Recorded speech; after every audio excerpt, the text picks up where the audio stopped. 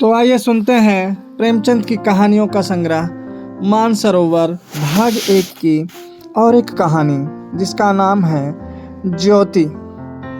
विधवा हो जाने के बाद बूटी का स्वभाव बहुत कटु हो गया था। जब बहुत जी जलता तो अपने मृत पति को कोसती, आप तो सिधार गए, मेरे लिए यह जंजाल छोड़ गए। जब इतनी जल्दी जाना था तो ब्याह ना जाने किस लिए किया। घर में भूनी मांग नहीं, चले थे ब्याह करने। वह चाहती तो दूसरी सगाई कर लेती। अहीरों में इसका रिवाज है। देखने सुनने में भी बुरी ना थी। 2-1 आदमी तैयार भी थे, लेकिन बूटी पतिव्रता कहलाने के मोह को न छोड़ सकी और यह सारा क्रोध उतरता था बड़े लड़के मोहन पर, जो अब 16 साल का था। मोहन अभी छोटा था और मैना लड़की थी। ये दोनों अभी किसी लायक न थे। अगर यह तीनों न होते तो बूटी को क्यों इतना कष्ट होता। जिसका थोड़ा सा काम कर देती वही रोटी कपड़ा दे देता। जब चाहती किसी के सिर बैठ जाती।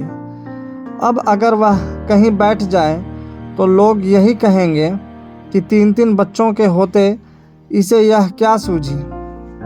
मोहन भरसक उसका भार हल्का करने की चेष्टा करता। गायों भैंसों की सानी पानी, दूहना मथना, यह सब कर लेता, लेकिन बूटी का मुंह सीधा ना होता था। वह रोज एक न एक खूचड़ निकालती रहती और मोहन ने भी उसकी घुड़कियों की परवाह करना छोड़ दिया था।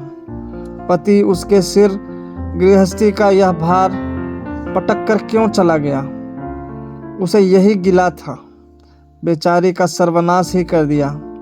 न खाने का सुख मिला, न पहनने ओढ़ने का, न और किसी बात का। इस घर में क्या आई, मानो भट्टी में पड़ गई।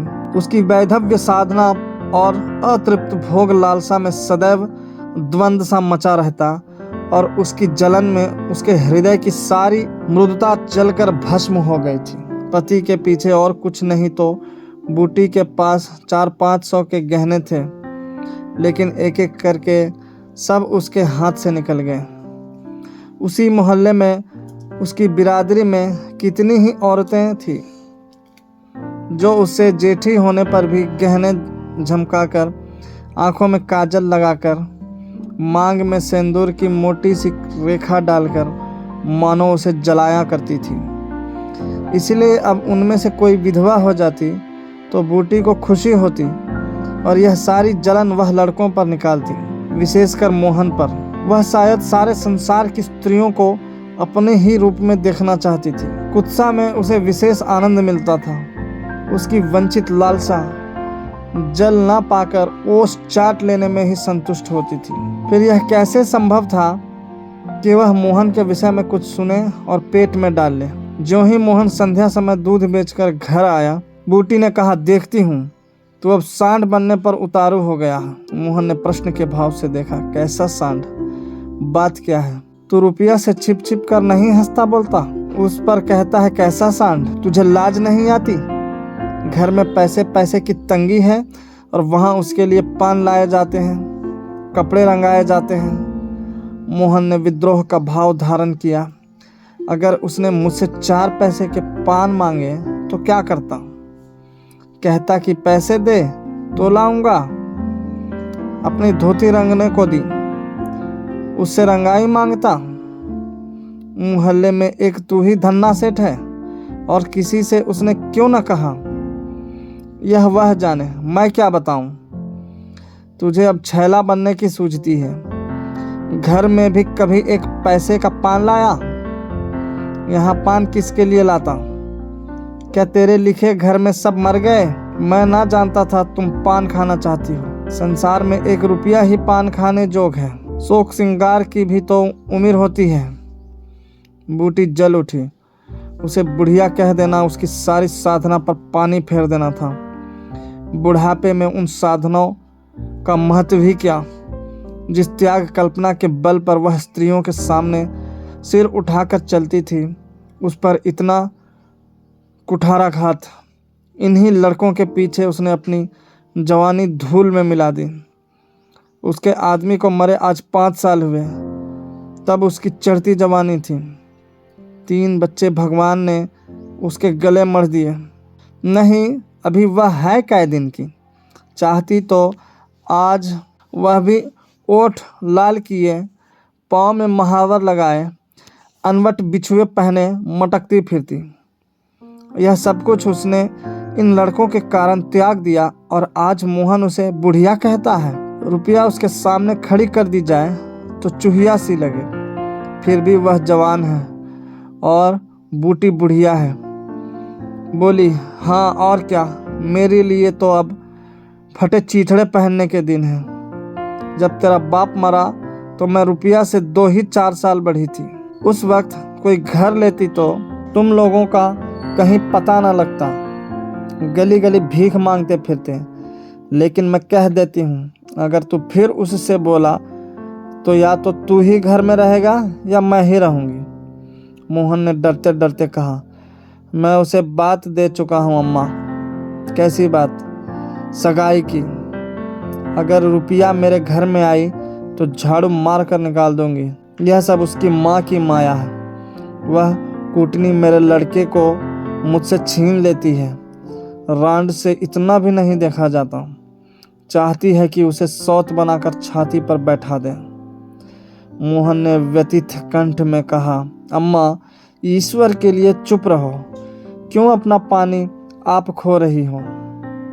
मैंने तो समझा था 4 दिन में मैना अपने घर चली जाएगी, तुम अकेली पड़ जाओगी, इसलिए उसे लाने की बात सोच रहा था। अगर तुम्हें बुरा लगता है तो जाने दो। तू आज से यही आंगन में सोया कर और गाय भैंसे बाहर पड़ी रहेगी। पड़ी रहने दे, कोई डाका नहीं पड़ा जाता। मुझ पर तुझे इतना संदेह है? हाँ, तो मैं यहाँ ना सोऊंगा, तो निकल जा घर से। हाँ, तेरी यही इच्छा है तो निकल जाऊंगा। मैना ने भोजन पकाया। मोहन ने कहा, मुझे भूख नहीं है। बूटी उसे मनाने न आई। मोहन का युवक हृदय माता के इस कठोर शासन को किसी तरह स्वीकार नहीं कर सकता। उसका घर है, ले ले। अपने लिए वह कोई दूसरा ठिकाना ढूंढ निकालेगा। रुपया ने उसके रूखे जीवन में एक स्निग्धता भर ही दी थी। जब वह एक अव्यक्त कामना से चंचल हो रहा था, जीवन कुछ सूना सूना लगता था, रुपया ने नव वसंत की भांति आकर उसे पल्लवित कर दिया। मोहन को जीवन में एक मीठा स्वाद मिलने लगा। कोई काम करना होता पर ध्यान रुपया की ओर लगा रहता। सोचता उसे क्या दे दे कि वह प्रसन्न हो जाए। अब वह कौन मुंह लेकर उसके पास जाए? क्या उससे कहे कि अम्मा ने मुझे तुझसे मिलने को मना किया है? अभी कल ही तो बरगद के नीचे दोनों में कैसी कैसी बातें हुई थी। मोहन ने कहा था, रूपा तुम इतनी सुंदर हो, तुम्हारे 100 ग्राहक निकल आएंगे। मेरे घर में तुम्हारे लिए क्या रखा है? इस पर रुपया ने जवाब दिया था, वह तो संगति की तरह अब भी उसके प्राण में बसा हुआ था। मैं तो तुमको चाहती हूँ मोहन, अकेले तुमको। परगने के चौधरी हो जाओ तब भी मोहन हो, मजूरी करो तब भी मोहन हो। उसी रुपया से आज वह जाकर कहे, मुझे अब तुमसे कोई सरोकार नहीं है। नहीं, यह नहीं हो सकता। उसे घर की परवाह नहीं है। वह रुपनिया के साथ माँ से अलग रहेगा। इस जगह ना सही, किसी दूसरे मोहल्ले में सही। इस वक्त भी रुपया उसकी राह देख रही होगी। कैसे अच्छे बीड़े लगाती है। कहीं अम्मा सुन पावे कि वह रात को रुपया के द्वार पर गया था तो प्राण ही दे दे प्राण। अपने भाग तो नहीं बखानती कि ऐसी देवी बहू मिली जाती है। ना जाने क्यों रुपया से इतना चिढ़ती है। वह जरा पान खा लेती है, जरा साड़ी रंग कर पहनती है, बस यही तो चूड़ियों की झंकार सुनाई दी। रुपया आ रही है। हाँ, वही है। रुपया उसके सिरहाने आकर बोली, सो गए क्या मोहन? घड़ी भर से तुम्हारी राह देख रही हूँ, आए क्यों नहीं? मोहन नींद का मक्कार किए पड़ा रहा। रुपया ने उसका सिर हिलाकर फिर कहा, क्या सो गए मोहन? उन कोमल उंगलियों के स्पर्श में क्या सिद्धि थी, कौन जाने। मोहन की सारी आत्मा उन्मत्त हो उठी। उसके प्राण मानो बाहर निकलकर रुपया के चरणों में समर्पित हो जाने के लिए उछल पड़े।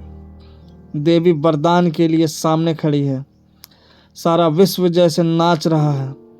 उसे मालूम हुआ जैसे उसका शरीर लुप्त हो गया है। केवल वह एक मधुर स्वर की भांति विश्व की गोद में चिपटा हुआ उसके साथ नृत्य कर रहा है। रुपया ने कहा, अभी से सो गए क्या जी? मोहन बोला, हाँ, जरा नींद आ गई थी रूपा। तुम इस वक्त क्या करने आई? कहीं अम्मा देख ले तो मुझे मार ही डाले। तुम आज आए क्यों नहीं? आज अम्मा से लड़ाई हो गई। क्या कहती थी? कहती थी रुपया से बोलेगा तो मैं प्राण दे दूंगी। तुमने पूछा नहीं रुपया से क्यों चिढ़ती हो? अब उनकी बात का क्या कहूँ रूपा, वह किसी का खाना पहनना नहीं देख सकती। अब मुझे तुमसे दूर रहना पड़ेगा। मेरा जी तो ना मानेगा। ऐसी बात करोगी तो मैं तुम्हें लेकर भाग जाऊंगा। तुम मेरे पास एक बार रोज आया करो बस, और मैं कुछ नहीं चाहती।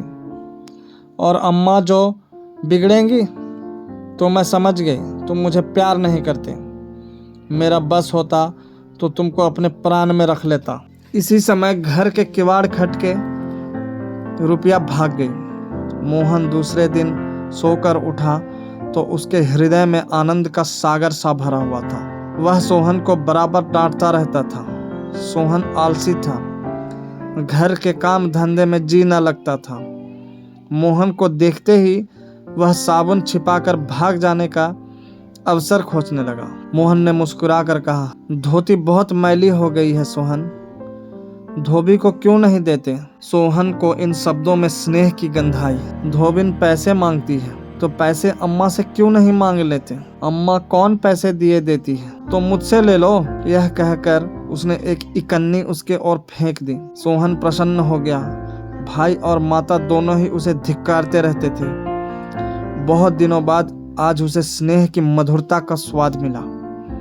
इकन्नी उठा ली और धोती को वहीं छोड़कर गाय को खोल कर ले चला। मोहन ने कहा, रहने दो, मैं इसे लिए जाता हूँ। सोहन ने पगहिया मोहन को देकर फिर पूछा, तुम्हारे लिए चिलम रख लाऊं? जीवन में आज पहली बार सोहन ने भाई के प्रति ऐसा सद्भाव प्रकट किया था। इसमें क्या रहस्य है, यह मोहन की समझ में नहीं आया। बोला, आग हो तो रख आओ। मैना सिर के बल खेले आंगन में बैठी घरौंदा बना रही थी। मोहन को देखते ही उसने घरौंदा बिगाड़ दिया और अंचल से बाल छिपाकर रसोई घर में बर्तन उठाने चली। मोहन ने पूछा, क्या खेल रही थी मैना? मैना डरी हुई बोली, कुछ नहीं तो। तू तो बहुत अच्छे घरौंदे बनाती है, जरा बना देखूं। मैना का रुआंसा चेहरा खिल उठा। प्रेम के शब्द में कितना जादू है। मुंह से निकलते ही जैसे सुगंध फैल गई। जिसने सुना उसका हृदय खिल उठा। जहां भय था वहां विश्वास चमक उठा। जहां कटुता थी वहां अपनापा छलक पड़ा। चारों ओर चेतनता दौड़ गई। कहीं आलस्य नहीं, कहीं खिन्नता नहीं। मोहन का हृदय आज प्रेम से भरा हुआ है। उसमें सुगंध का विकर्षण हो रहा है। मैना घरौंदा बनाने बैठ गई। मोहन ने उसके उलझे हुए बालों को सुलझाते हुए कहा, तेरी गुड़िया का ब्याह कब होगा मैना? नेवता दे, कुछ मिठाई खाने को मिले। मैना का मन आकाश में उड़ने लगा। जब भैया पानी मांगे तो वह लोटे का राख से खूब चमाचम करके पानी ले जाएगी। अम्मा पैसे नहीं देती। गुड्डा तो ठीक हो गया है, टीका कैसे भेजूं? कितने पैसे लेगी? 1 पैसे के बतासे लूंगी और 1 पैसे का रंग। जोड़े तो रंग जाएंगे कि नहीं? तो 2 पैसे में तेरा काम चल जाएगा। हाँ, 2 पैसे दे दो भैया तो मेरी गुड़िया का ब्याह धूमधाम से हो जाए। मोहन ने 2 पैसे हाथ में लेकर मैना को दिखाए। मैना लपकी। मोहन ने हाथ ऊपर उठाया। मैना ने हाथ पकड़कर नीचे खींचना शुरू किया। मोहन ने उसे गोद में उठा लिया। मैना ने पैसे ले लिए और नीचे उतरकर नाचने लगी। फिर अपनी सहेलियों को विवाह का न्योता देने के लिए भागी। उसी वक्त बूटी गोबर का झांवा लिए आ पहुंची। मोहन को खड़े देखकर कठोर स्वर में बोली, अभी तक मटर गश्ती ही हो रही है, भैंस कब दूही जाएगी। आज बूटी को मोहन ने विद्रोह भरा जवाब न दिया, जैसे उसके मन में माधुर्य का कोई सोता सा खुल गया हो। माता को गोबर का बोझ लिए देखकर उसने छावा उससे सिर से उतार लिया। बूटी ने कहा, रहने दे, जाकर भैंस दूह, मैं तो गोबर लिए जाती हूँ। तुम इतना भारी बोझ क्यों उठा लेती हो, मुझे क्यों नहीं बुला लेती। माता का हृदय वात्सल्य से गदगद हो उठा। तू जा अपना काम देख, मेरे पीछे क्यों पड़ता है। गोबर निकालने का काम मेरा है और दूध कौन दूहेगा, वह भी मैं करूँगा। तू इतना बड़ा जोधा है कि सारे काम कर लेगा। जितना कहता हूँ उतना कर लूँगा, तो मैं क्या करूँगी। तुम लड़कों से काम लो, जो तुम्हारा धर्म है। मेरी सुनता है कोई। आज मोहन बाजार से दूध पहुँचा कर लौटा तो पान, कत्था, सुपारी, एक छोटा सा पानदान और थोड़ी सी मिठाई लाया। बूटी बिगड़ कर बोली, आज पैसे कहीं फालतू मिल गए थे क्या। इस तरह उड़ावेगा तो कै दिन निवाह होगा। मैंने तो एक पैसा भी नहीं उड़ाया अम्मा। पहले मैं समझता था तुम पान खाती ही नहीं, तो अब मैं पान खाऊंगी। हाँ और क्या, जिसके दो दो जवान बेटे हों, क्या वह इतना शौक भी ना करे। बूटी के सूखे कठोर हृदय में कहीं से कुछ हरियाली निकल आई। एक नन्ही सी कोमपल थी, उसके अंदर कितना रस था। उसने मैना और सोहन को एक एक मिठाई दे दी और एक मोहन को देने लगी। मिठाई तो लड़कों के लिए लाया था अम्मा, और तू तो बूढ़ा हो गया। क्यों, इन लड़कों के सामने तो बूढ़ा ही हूँ, लेकिन मेरे सामने तो लड़का ही है। मोहन ने मिठाई ले ली। मैना ने मिठाई पाते ही गप से मुंह में डाल ली थी।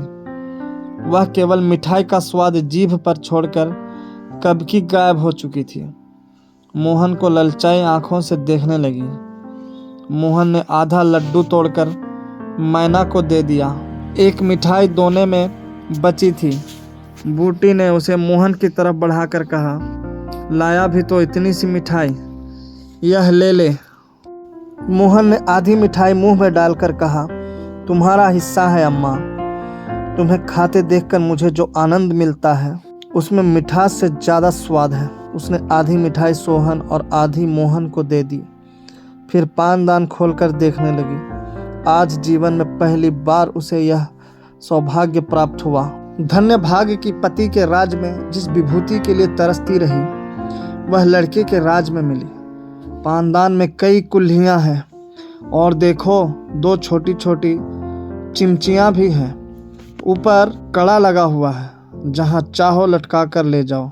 ऊपर की तस्तरी में पान रखे जाएंगे। ज्यों ही मोहन बाहर चला गया, उसने पानदान को मांझ धोकर उसमें चूना कत्था भरा, सुपारी काटी, पान को भिगोकर तस्तरी में रखा, तब एक बीड़ा लगाकर खाया।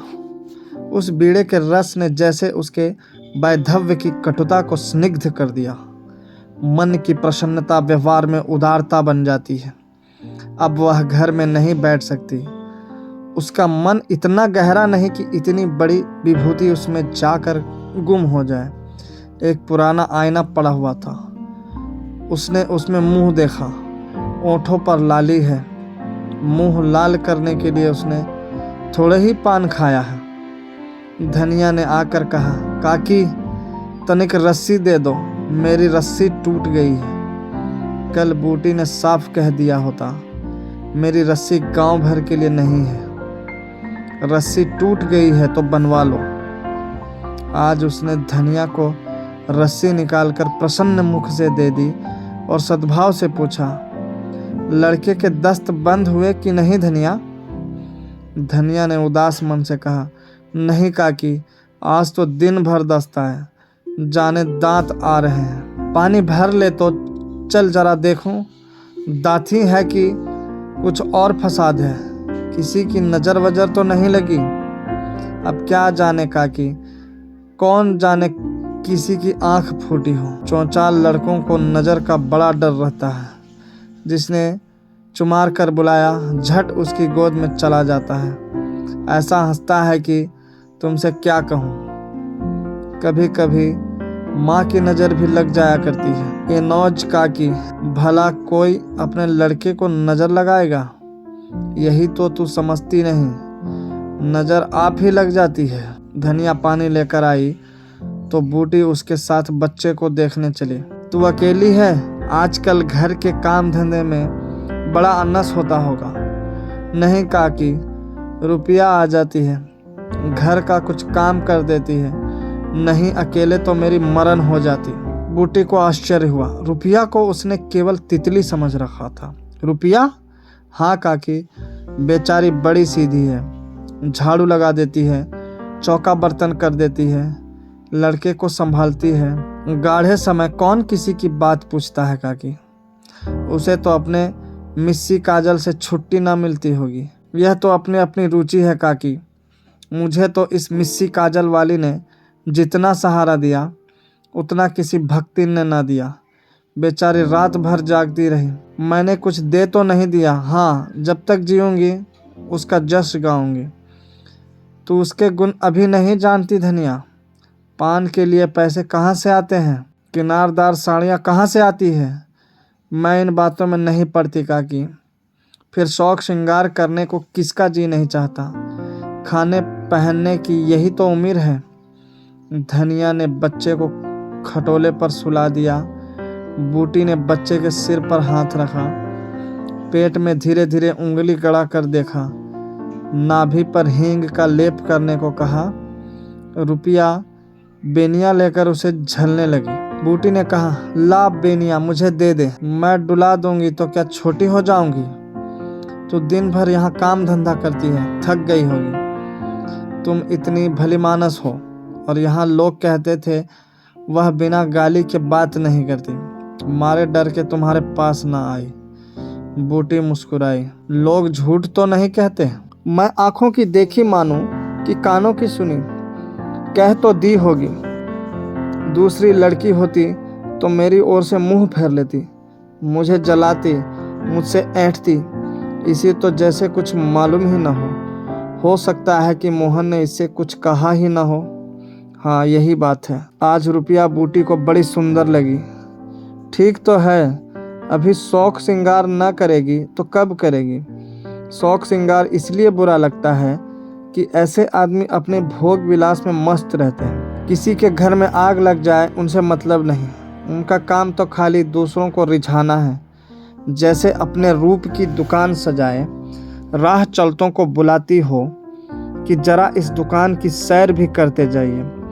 ऐसे उपकारी प्राणियों का श्रृंगार बुरा नहीं लगता, नहीं बल्कि और अच्छा लगता है। इससे मालूम होता है कि इसका रूप जितना सुंदर है उतना ही मन भी सुंदर है। फिर कौन नहीं चाहता कि लोग उनके रूप की बखान करें। किसे दूसरों की आंखों में छुप जाने की लालसा नहीं होती। बूटी का यौवन कब का विदा हो चुका, फिर भी यह लालसा उसे बनी हुई है। कोई उसे रस भरी आंखों से देख लेता है तो उसका मन कितना प्रसन्न हो जाता है। जमीन पर पाँव नहीं पड़ते। फिर रूपा तो अभी जवान है। उस दिन से रूपा प्रायः 2-1 बार नित्य बूटी के घर आती। बूटी ने मोहन से आग्रह करके उसके लिए अच्छी सी साड़ी मंगवा दी। अगर रूपा कभी बिना काजल लगाए या बेरंगी साड़ी पहने आ जाती तो बूटी कहती, बहू बेटियों का यह जोगिया भेष अच्छा नहीं लगता, यह भेष तो हम जैसी बूढ़ियों के लिए है। रूपा ने एक दिन कहा, तुम बूढ़ी कहाँ से हो गई अम्मा? लोगों को इशारा मिल जाए तो भौरों की तरह तुम्हारे द्वार पर धरना देने लगे। बूटी ने मीठे तिरस्कार से कहा, चल मैं तेरी माँ की सौत बनकर जाऊंगी। अम्मा तो बूढ़ी हो गई, तो क्या तेरे दादा अभी जवान बैठे हैं? हाँ ऐसा, बड़ी अच्छी मिट्टी है उनकी। बूटी ने उनकी ओर रस भरी आंखों से देखकर पूछा, अच्छा बता मोहन से तेरा ब्याह कर दूं? रूपा लजा गई, मुख पर गुलाब की आभा दौड़ गई। आज मोहन दूध बेचकर लौटा तो बूटी ने कहा, कुछ रुपये पैसे जुटा, मैं रूपा से तेरी बातचीत कर रही हूँ। धन्यवाद।